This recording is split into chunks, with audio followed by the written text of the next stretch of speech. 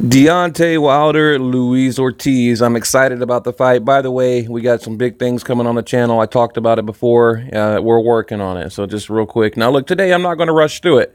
Okay, I mean, I'm going to give you the best of everything out there right now. The articles, the interviews, the breakdowns. I've listened to them all. So let's get right into it. Now, first of all, I think Deontay Wilder, he gets a lot of undeserved hate. Now, maybe a few years ago, it was, worthy, right? But now, I don't know. It's just crazy what I see going on. So Wilder versus Ortiz. Okay, look, this will be Deontay Wilder's first real test. And I truly believe that. I mean, maybe Stavern, the original fight, definitely not the rematch, but it will be his first real test. I kind of look at Deontay Wilder like I looked at Gennady Golovkin 2 or 3 years ago. But, not on the same level, on a much, smaller scale. But Golovkin was beating top tens. And, Deontay Wilder has been pretty impressive himself in my mind when it comes to putting away opponents. Okay. So, I kind of look at those two guys in a similar fashion, like not getting credit where credit is due. And I'm talking about as of late. Okay. Not, his whole career. What is he now? 30, 39-0. I know he had like 30, whatever, 20 something knockouts within 4 rounds, inside of 4 rounds. But I'm talking about the last, few years. So, Deontay Wilder defending the WBC heavyweight belt. Now remember Joseph Parkner has a WBO. Anthony Joshua has the rest of the belt. So I'll get to that in a minute. I'm pretty sure I know what these guys are planning. So March 3rd, Brooklyn, New York.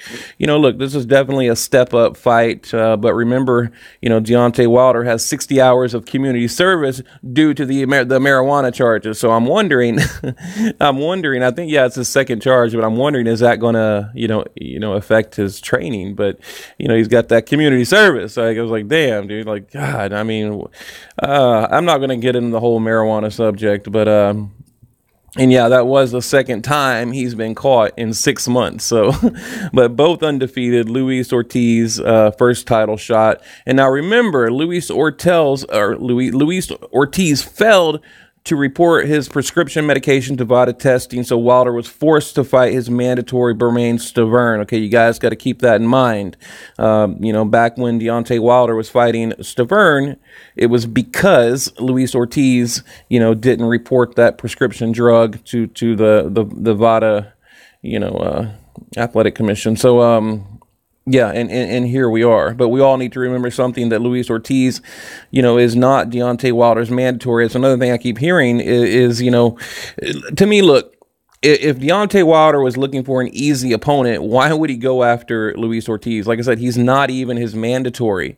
Okay, he wanted the fight. He chased the fight. He got the fight. And just like he did with Povetkin. So I don't understand why a lot of people out there are giving him, a hard time about anything right now. Really, I mean, the dude's like trying to fight the best. I don't understand, all the hate. Like I said, he is not Deontay Wilder's mandatory. He told the WBC, I want the fight, make it happen. And, you got to give him a ton of credit for that. He tried to fight Povetkin and the Polish dude. So, damn, people give credit where credit is due, I understand, like I said, he's got a long line of cherries. But like I said earlier, as of late, he's doing what's right. Now, the LGBT community is upset with Ortiz because he's acting ungrateful. He's talking about how he's going to win the fight, They basically are saying, Deontay Wilder is giving him a second chance and he's being ungrateful about it. But I don't understand that. I mean, to me, all Ortiz is doing, he's talking about how he's going to win the fight,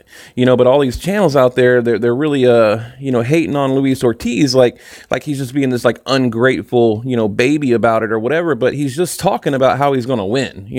He's being confident. I don't think he's being ungrateful, but I think Luis Ortiz is probably, I'd say, look, in the top 5, I would say maybe 3 or 4, in the heavyweight division. But it's a fun fight for the fans, and the haters will say that, Deontay Wilder is going to get exposed. I mean, that's what I keep hearing too. All these fans out there, he's going to get exposed, and then the supporters will continue supporting and watch him win. Okay. And that's exactly what I think will happen. And then we'll move on to a further build up to Anthony Joshua Deontay Wilder fight. I guarantee you that's what's going to happen. Look, I'm going to say round 10, round 11, Luis Ortiz is going to get TKO'd, and then it's just we're going to continue the build up to AJ Deontay Wilder. So look, Deontay Wilder, younger, stronger, and he's hungry. Luis Ortiz getting old, slower. You know the rest. I mean, all that sweating in the last fight, I didn't like that. He looked like he was gassing out, getting tired, that kind of thing. I don't know. And I'm tired of hearing about how Deontay Wilder is athletic, long, rangy, same crap over and over. To me, the truth is the dude is hungry, and, that means more to me than any of that other stuff. Any unknown underdog contender type boxer is dangerous when they're hungry because you have nothing to lose. And Deontay Wilder, he has that fire in him right now. So I know, I keep hearing all the prediction. Oh, he's rangy, he's long, he's this, he's that. It's just like these guys out there that never boxed a day in their life. They just repeat what they hear other people talking about, how he's, long and rangy and athletic and he can move and, this kind of thing, which is all true. I'm not saying it's not true, but, they're overlooking that he is incredibly hungry right now. And like I said, an underdog contender is dangerous when they're hungry, and that's the main thing in boxing. You got to want it. So now let's delve into Povetkin for a minute. The meldonium, okay, meldonium. All right. We know he had it in his system. He popped dirty, failed the whiz quiz, and I've heard it all. The WBC is, going after him, overreacting. He only had trace amounts, blah, blah, blah, blah, blah. He was tested 3 times, passed the first 2, failed the third. That's the problem I have. How do you pass 2 tests and then fail the third? That's what I don't understand. It doesn't make sense to me. In my mind, Povetkin was dirty, and then he popped dirty again. I mean, then he popped dirty again when he was going to fight Bermane Stiverne. I mean, come on, people. It's like the second time, so I don't understand this whole heavyweight division mess. You got people not supporting the American champion, Deontay Wilder, but people are in love with Anthony Joshua. I have nothing against Anthony Joshua, but, there's a room for criticism and hate when it comes to Anthony Joshua as well. So look, I also believe Eddie Hearn and Anthony Joshua are hoping Deontay Wilder will lose, or maybe he doesn't look so great up against Ortiz, and it kind of, loses that Wilder momentum, maybe slows down a little bit, or the momentum, the hype train, whatever you want to call it. I'm not calling it a hype train. They call it a hype train, but, maybe he doesn't look so great, kind of like, in my mind, how Anthony Joshua looked against Takam, so, but, I don't know, maybe I'm wrong, but I guarantee you, if you could read Eddie Hearn's mind right now, that's what he would be thinking. He wants him to lose, or at least, not look so great up against Ortiz, so they can justify dragging out a little bit longer. So Anthony Joshua, Joseph Parker, March 31st, as you probably know, 3 belts on the line, 3 or 4, IBF, WBA, IBO, WBO. Now, another cool thing, Lennox Lewis was the last undisputed heavyweight champion, 1999. I mean, how cool is that? So, I can understand the build up to a 2019 fight to become the undisputed heavyweight world champion. I understand that. It's all good, but, I don't know. It needs to happen early 2019. So Anthony Joshua just beat Takam, which was his 20th win inside the distance from his, 20 fights that he's had. So, and I think that was his fourth defense of the IBF title, and the first defense of the WBA Super and IBO belts against Klitschko as well. So some say Anthony Joshua had a bad night against Takam. I would agree.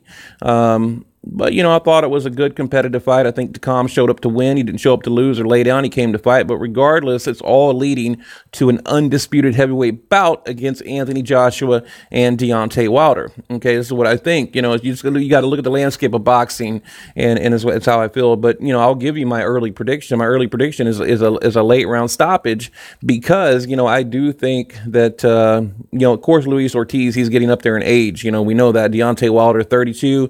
Luis Ortiz, what is he now? He's above 35, maybe 37, something like that. But getting up there in age, I didn't like the way he looked in his last fight. And, you know, I don't see any way that he's going to beat Deontay Wilder. I just don't. You know, maybe he'll have a moment. You know, maybe he'll shine a little bit in the fight. I don't know. Let me end it with this. A fan comment from our Facebook group, Counterpunch Boxing. Okay, quote, I want to talk about the Ortiz Wilder real quick. First off, I don't see why y'all are ruling Ortiz out real quick, saying Wilder murders him, Wilder kills him. Okay, this and that. Some of y'all also forget that Ortiz has the longer reach. Okay, some of y'all forget that Ortiz is the far superior boxer in comparison to Wilder. Y'all really think Wilder can approach Ortiz in a reckless manner? Question mark, question mark. Then he says, that's suicide, my friend. Ortiz is a brilliant counterpuncher with heavy hands, and I agree. He is a great counterpuncher with heavy hands. He's far the superior boxer. I totally agree. Okay, again, check, right? And was there even a fight? And was there even a fight where we've seen Ortiz wobbled in any way? No, we have not. Okay, so you know Ortiz, he's got a good chin. He's got it all. You know, he's a good boxer, good chin. But I saw something in that. I'm not reading anymore. I'm telling you my thoughts. I saw something in that last fight that I didn't like. Okay, so and that's really what I'm going on. So let me get back to his comment. Okay, where he says, is there even a fight where he was wobbled in any way? My honest opinion, this is a solid 50-50 fight, and here's how I see it. Given Ortiz doesn't gas out late in the later rounds, he can possibly knock Wilder out, even get a decision. But we all know Wilder steps up the pace as the rounds go by, and he gets better as rounds go, you know, or he gets into deep water, and he does. I mean, Deontay Wilder, he improves as the fight goes on. He's better in the deeper water, you know, so that's why I'm predicting, or one of the main reasons I'm predicting, a late round stoppage. But he also says, okay, so like I said, if Ortiz doesn't gas out, I honestly believe he takes this fight. Wilder needs a solid game plan against a boxer puncher, and Wilder can't afford to get reckless on the inside. Or he's getting countered to death.